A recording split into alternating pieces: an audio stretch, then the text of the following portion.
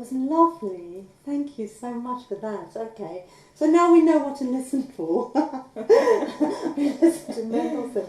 I mean, obviously, the fact that he's calling it songs without words immediately sort of interested me, because obviously I'm a singer, so I was intrigued by the Songs Without Words title.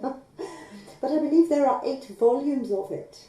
Yes, there's a lot of these things, and some of them are very well known, and others. Mm-hmm. I think the last 2 volumes he hadn't looked over. They published after his death, right? And so it may not have been edited to his satisfaction, but it's quite a prolific output just of this particular type of form, which is, it's in a song form, and they're all in ternary form, so it can be thought of in a song-like fashion. Yeah, but I believe that someone did try to put words to them and did not like it. Perhaps not very successful to intrude on a pianistic score and attempt to add more meaning to what is already there. Yes. But the interesting thing about some of them is, because that was a very relaxed example, there are some very turbulent ones, and he had quite a temper, Mendelssohn, and quite a tempestuous personality, apparently. Okay.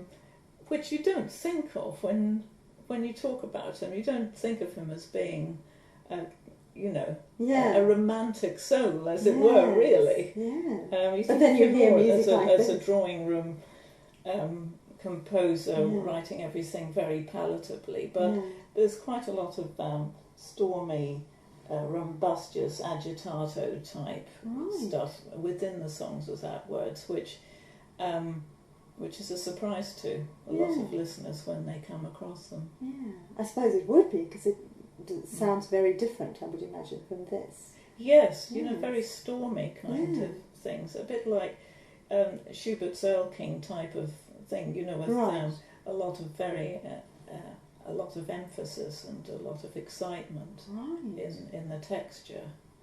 Okay. Oh, well, that's very interesting to know, but because also I got a quote from somewhere that apparently these are words that he used. I don't know if they were words in English that he used or whether they were translated from German, but it said, "What the music I love expresses to me is not thought too indefinite to put into words, but on the contrary, too definite." Yes. Is that what you mean when you say that actually when you play it, it already has a complete meaning and it doesn't need words really to make it? Yes, I think so. I think so. And I also think if you were sitting down to play, in a drawing room recital, and you were sitting down to play a handful of them, you wouldn't necessarily need to say what they were. Right. So they do exist as entities in their own right. You don't think, there's a singer missing here.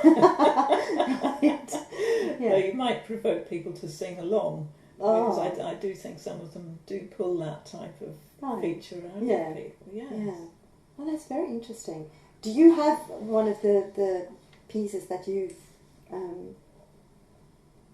Well, I was going to say that I think perhaps Opus 67, number 2, if we're talking about an agitated example, is probably something where this is one of my favourite pieces, because it's very, very delicate in such a way, but you can see it's a bit like if you were to play blues and speed it up a bit, you would see how very agonised and agitated it can actually become. So I've played it in many versions. I'm not quite sure of the speed that I took on this recording. Yes. Okay, well that's fantastic. Well, we have it here, so should we have a listen? So that's, let's just see, okay.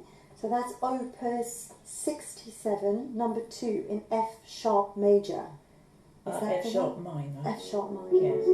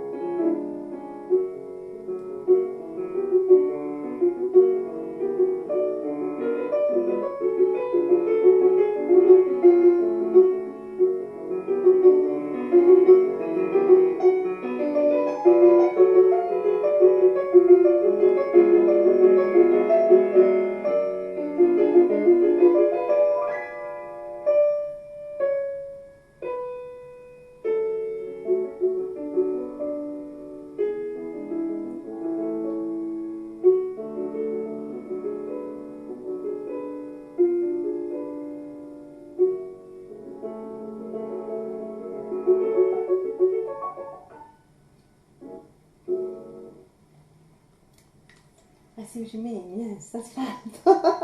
That's really, really good.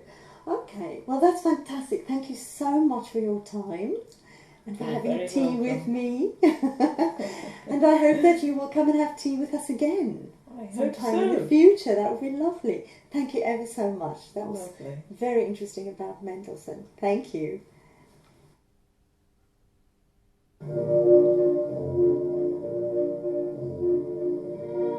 Thank you for listening to the Sound Bath. Join us next time when we'll have more